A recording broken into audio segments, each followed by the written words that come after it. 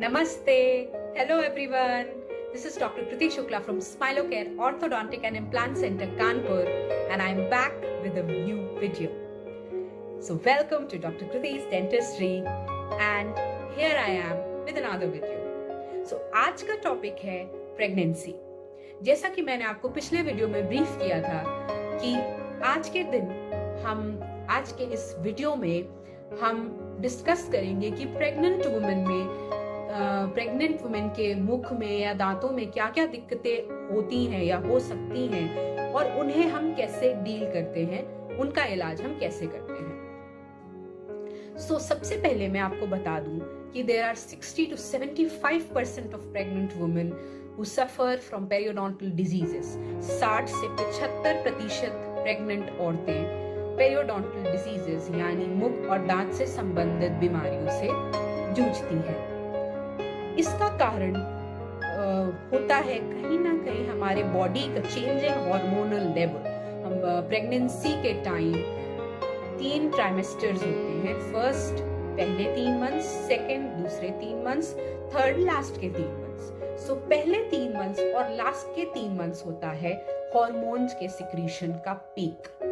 पहले 3 मंथ्स में सिक्रीट होते हैं गोनाडोट्रोपिन्स और लास्ट के 3 मंथ्स में सिक्रीट होते हैं estrogen and progesterone which constitute an important part of pregnant women's labour. इन हार्मोन्स के उस पर्टिकुलर ट्राइमेस्टर में बढ़े होने की वजह से आते हैं हमारे मुंह में, हमारे मसूड़ों में कुछ चेंजेस। क्या होता है कि यूजुअली भी लोगों के मुंह में गंदगी होती है, प्लाक डिपोजिशन, जैसा कि मैंने आपको पहले भी बताया है, होता है, डेब्रिस डिपोजिशन रहता है। But in these peak cases, peak trimesters of pregnancy, इस समय में प्लाक का रिस्पॉन्स बॉडी में बढ़ जाता है।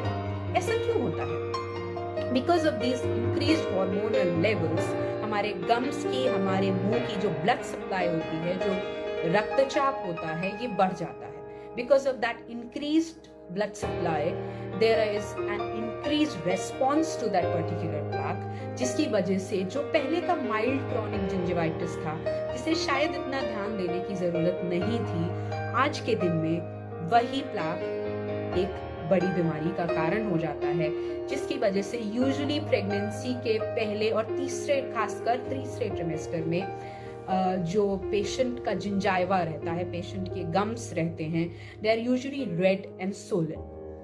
So because of this increased inflammatory response या increased inflammation of the gums, there are increased chances of again transferring of gingivitis to periodontitis।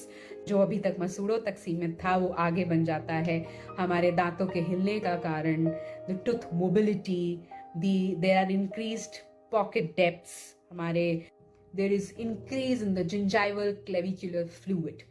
Gingival clavicular fluid हमारे गम्स में पाया जाता है, जो कि यूजुअली इन्फ्लेमेशन के टाइम पे बढ़ जाता है। ये एक बॉडी का रिस्पॉन्स होता है किसी भी प्रकार की गम्स से रिलेटेड किसी भी प्रकार की डिजीजेस के।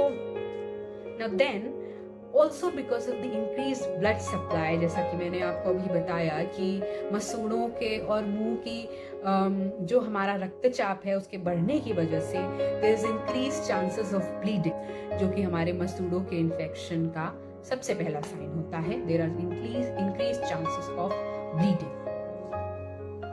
अब क्योंकि ये हॉर्मोन्स जब प्रेग्नेंट वुमेन की बॉडी में बढ़ते हैं तो ऑब्वियसली उन्हीं ब्लड के थ्रू ट्रैवल करते हैं, जो कि कहीं ना कहीं ब्लड तो हमारे मसूड़ों में भी मौजूद है।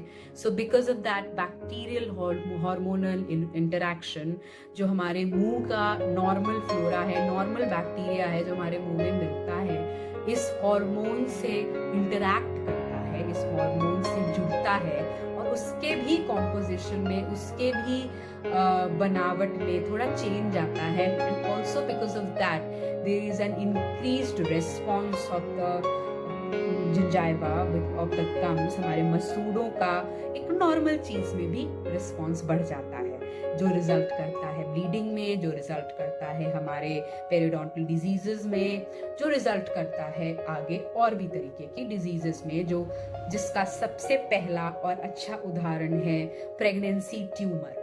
यूजुअली हमारे जो गम्स हैं, जो जिंजाइवा है, उसमें there is a tumour like mass form हो जाता है, जो कि रेड वेलवेटी दिखता है, और एक छोटा सा जिसको हम कहते हैं एक फोड़ा टाइप का बन जाता है गम्स में, जिंजाइवा में, which is known as pregnancy tumour, which is usually seen in the last trimester of pregnant women. Last के 3 महीनों में ये प्रेगनेंसी ट्यूमर हमें खासकर देखने को मिलता है। बट ये प्रेगनेंसी ट्यूमर यूजुअली प्रेगनेंसी के बाद अपने आप रिजॉल्व हो जाते हैं। They usually do not require any kind of treatment, but in cases where जहाँ पे ये ज़्यादा पेशेंट को तकलीफ देता है, उस केसेस में हम पेशेंट का ट्रीटमेंट कर देते हैं। देन बात आती है कि प्रेग्नेंट वुमेन को इतने ज़्यादा दांत में कीड़े लगने की संभावनाएं भी बढ़ जाती हैं। This is just simply because of the change in the eating habits. तरह तरह के शुगर फॉर्म्स खाने को दिए जाते हैं। Because of that change in the eating habit there are increase chances of dental caries, दांतों में कीड़े लगने के चांसेस बढ़ जाते हैं। सो अब हम बात करें अगर कि प्रेग्नेंट वुमेन को हम ट्रीटमेंट कब दे सकते हैं। That is the last part of second trimester, बीच के 3 महीनों का लास्ट पोर्शन, और थर्ड ट्राइमेस्टर यानी लास्ट के 3 महीनों का पहला हिस्सा। इस टाइम पे हम प्रेग्नेंट वुमेन को ट्रीटमेंट दे सकते हैं, विच usually include the periodontal maintenance. बहुत ज़्यादा एक्सटेंसिव ट्रीटमेंट हम देने की कोशिश नहीं करते, क्योंकि यूजुअली ये सिम्टम्स प्रेगनेंसी के बाद रिड्यूस करते हैं। So we start with normal periodontal care.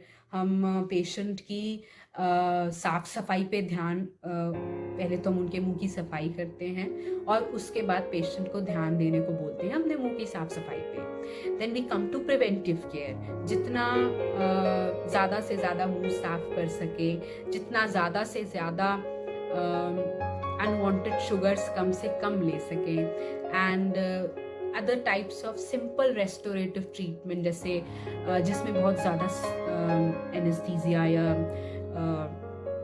किसी भी तरीके कोई बहुत ज़्यादा सर्जरी इन्वॉल्व नहीं है, लाइक फिलिंग, नॉर्मल रेस्टोरेशन जिन्हें फिलिंग बोलते हैं, इस टाइप के सिंपल रेस्टोरेटिव ट्रीटमेंट हम उन्हें दे सकते हैं। सो अब आगे का पार्ट है the part 2 of this particular video, which we'll be seeing in the next video। अगले वीडियो में हम इस वीडियो का पार्ट 2 देखेंगे, जिसमें होगा कि प्रेगनेंसी का आपने जान लिया कि प्रेगनेंसी में क्या क्या प्रॉब्लम्स हो सकती हैं, बट अब उन्हें कैसे डील करेंगे, और मोस्ट इम्पॉर्टेंटली क्या मेडिकेशंस हैं जो प्रेग्नेंट वुमेन को दी जा सकती हैं by me as a dental surgeon.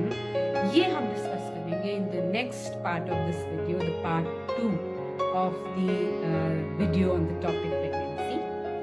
So तब तक के लिए देखते रहिए, हमसे जुड़े रहिए, stay tuned, stay connected, because in SmiloCare, your smile is our priority and we will smile together। Okay, bye bye।